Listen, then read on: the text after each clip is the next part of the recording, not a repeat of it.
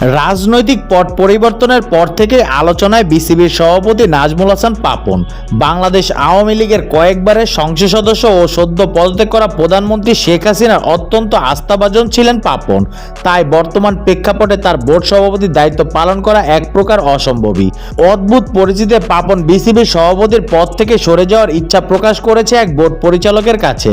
বিসিবির সভাপতির পদ ছাড়তে চাইলেও পরিচালক পদ ছাড়বেন কিনা তা এখনও স্পষ্ট নয়। শুধু সভাপতির পদ থেকে পদত্যাগ করলে পাপন ক্রিকেট বোর্ডের পরিচালক পদে থাকবেন।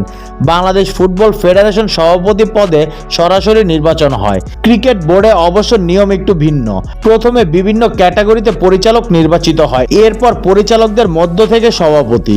গত 3 মেয়াদে নাজমুল হাসান পাপন বিনা প্রতিদ্বন্দ্বিতায় সভাপতি নির্বাচিত হয়েছেন। তাই পাপন শুধু সভাপতি পদ থেকে পদত্যাগ করলে পরিচালক হিসেবে ক্রিকেট বোর্ডে থাকার একটি সম্ভাবনা রয়েছে।